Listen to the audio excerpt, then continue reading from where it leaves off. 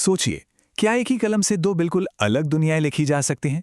एक दुनिया जहां सिर्फ आंसू हैं, टूटा हुआ दिल है, और दूसरी जहां सूरज की रोशनी है, देश का गर्व है।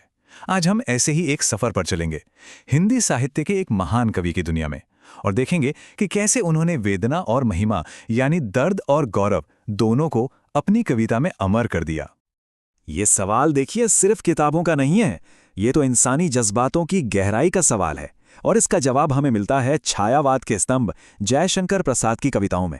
चलिए उनकी दो ऐसी रचनाएं देखते हैं जो एक दूसरे से बिल्कुल अलग हैं और समझने की कोशिश करते हैं कि ये जादू उन्होंने किया कैसे। जयशंकर प्रसाद, उन्हें सिर्फ एक कवि कहना ठीक नहीं होगा। वो तो हिंदी साहित्य का एक पूरा युग थे। काशी में जन्मे थे, लेकिन उनकी जिंदगी आसान नहीं थी। बहुत ही कम उम्र में उन्होंने अपने माँ बाप को खो दिया। शायद यही वजह थी कि उनकी कलम में दर्द की इतनी गहरी समझ थी। लेकिन देखिए, इन निजी परेशानियों ने उन्हें रोका नहीं, बल्कि उन्हें छायावाद आंदोलन का एक चमकता सितारा बना दिया। तो चलिए सबसे पहले प्रसाद की दुनिया के उस कोने में चलते हैं जहां थोड़ा अंधेरा है, जहां दिल टूटने की आवाज गूंजती है। हाँ, हम बात करने जा रहे हैं देवसेना के गीत की। ये आवाज है देवसेना की, एक ऐसी राजकुमारी जिसने अपना सब कुछ देश के लिए कुर्बान कर दिया। लेकिन जब बात प्रेम की आई तो हाथ आई सिर्फ निराशा। ये गीत असल में उसके जीवन भर के दर्द का एक निचोड़ है, एक अधूरे प्रेम की एक बहुत ही दर्दनाक धुन। और इस पूरे गीत की आत्मा ना वो एक शब्द में बसती है, वेदना। ये कोई मामूली दुख नहीं है, बिल्कुल नहीं। ये उस जख्म की तरह है जो कभी भरता ही नहीं, एक ऐसी पीड़ा जो गीत की पहली लाइन ही दिल पर सीधा चोट करती है। आह वेदना मिली विदाई। जरा सोचिए इसके बारे में। पूरी जिंदगी जी ली और जब विदाई का वक्त आया तो तोहफे में क्या मिला? सिर्फ दर्द। बस ये एक लाइन देवसेना की पूरी जिंदगी की कहानी बयान कर देती है। देवसेना को एहसास होता है कि उसकी पूरी जिंदगी एक धोखे में, एक भ्रम में बीत गई। उसने अपने सारे जज्बात, अपनी सारी उम्मीदें एक ऐसे प्यार में लगा दी जहां से कुछ वापस ही नहीं मिला।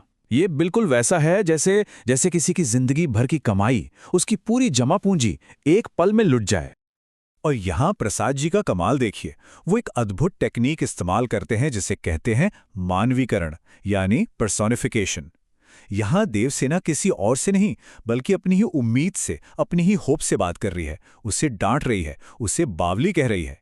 मेरी आशा आहा बावली, तूने खो दी सकल कमाई। जब इंसान खुद से ही लड़ने लगे तो सोचा जा सकता है कि दर्द कितना गहरा होगा। ओके, तो अब यहां से कहानी एक बिल्कुल ड्रामेटिक मोड़ लेती है। इस दर्द के गहरे अंधेरे से निकलकर प्रसाद हमें सीधा रोशनी की एक बिल्कुल अलग ही दुनिया में ले जाते हैं। एक इंसान के आंसुओं से हटकर अब हम बात करेंगे एक पूरे देश के गौरव की। तो अब हम प्रवेश कर रहे हैं प्रसाद की दूसरी दुनिया में, जहां वेदना नहीं बल्कि महिमा का राज है। और ये दुनिया है कार्नेलिया का गीत। और इस गीत में सबसे दिलचस्प बात क्या है पता है? इसे कोई भारतीय नहीं गा रहा है, इसे गा रही है एक विदेशी, कार्नेलिया। वो कौन थी? यूनानी सेनापति सेल्यूकस की बेटी। और सोचिए, जब कोई बाहर वाला किसी देश की, किसी के घर की तारीफ करता है तो वो कितनी खास लगती है ना? कार्नेलिया भारत की सुंदरता, उसकी संस्कृति से इतनी ज्यादा प्रभावित हो जाती है कि ये जमीन उसे अपनी लगने लगती है। यहां का जो सेंट्रल इमोशन है वो दर्द नहीं है, वो है महिमा। अब ये महिमा क्या है? ये वो एहसास है जो किसी बहुत ही शानदार, बहुत ही सुंदर और महान चीज को देखकर मन में आता है। एक ऐसी फीलिंग जिसमें गौरव भी है, सम्मान भी है और हैरानी भी। अब जरा इस गीत की पहली लाइन सुनिए, अरुण यह मधुमय देश हमारा। अंतर देखिए, कहां देवसेना का वो दर्द भरा आह और कहां कार्नेलिया का ये उत्सव से भरा हुआ ऐलान।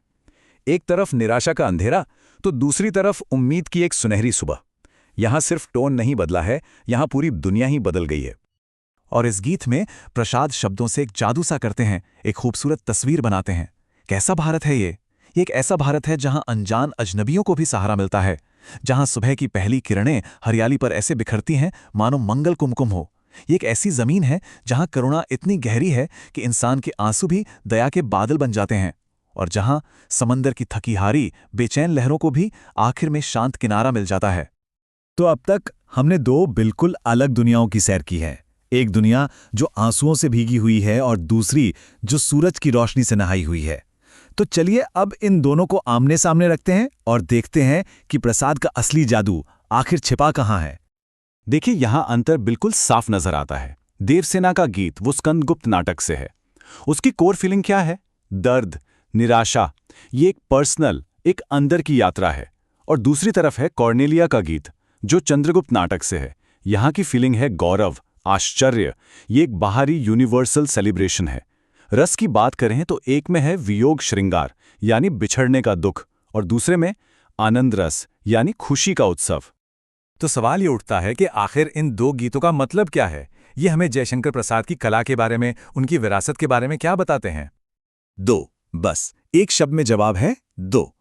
एक ही कवि, एक ही कल्पना, लेकिन उससे निकली दो बिल्कुल अलग दुनियाएं। यही है प्रसाद की प्रतिभा का सबसे बड़ा सबूत। प्रसाद का जीनियस इस बात में था कि उनके जो टूल्स थे, जो साहित्यिक औजार थे, वो वही थे, मानवीकरण, रूपक, खूबसूरत कल्पना। लेकिन उन्होंने इन्हीं टूल्स का इस्तेमाल करके दो एकदम अलग तस्वीरें बना दी। एक तस्वीर में उन्होंने देवसेना का दर्द उकेरा और दूसरी में भारत का गौरव। सोच के देखिए, ब्रश एक ही है लेकिन रंग बिल्कुल अलग हैं। और प्रसाद की ये जो स्टाइल है ना, इसे कहते हैं छायावाद। ये हिंदी साहित्य का वो सुनहरा दौर था जब कवि अपनी निजी भावनाओं, प्रकृति की सुंदरता और कल्पना की ऊंची उड़ान पर बहुत जोर देते थे। उनकी भाषा भी बहुत ही कलात्मक और संस्कृत से काफी प्रभावित होती थी। और प्रसाद, जो छायावाद के 4 स्तंभों में से एक माने जाते हैं, उन्होंने ये साबित कर दिया कि ये स्टाइल सिर्फ फूल पत्तियों और प्रेम के गीत गाने के लिए नहीं है। उन्होंने दिखाया कि छायावाद में इतनी ताकत है कि वो एक इंसान की सबसे गहरी हार यानी वेदना और एक देश की सबसे बड़ी जीत यानी महिमा दोनों को बयान कर सकती है। एक तरह से उन्होंने इस पूरे आंदोलन के कैनवस को बहुत बहुत बड़ा कर दिया। तो ये पूरा विश्लेषण हमें एक आखिरी सवाल पर लाकर छोड़ता है। एक ऐसा सवाल जो 100 साल पुरानी इस कविता को आज भी प्रासंगिक बना देता है। अगर कोई अपने जीवन में झांक कर देखे तो उसमें कौन सा एहसास ज्यादा हावी रहा है? देवसेना की वेदना का सन्नाटा या कार्नेलिया के आनंद का उत्सव? ये एक ऐसा सवाल है जिसका जवाब हर किसी को अपने अंदर ही खोजना होगा।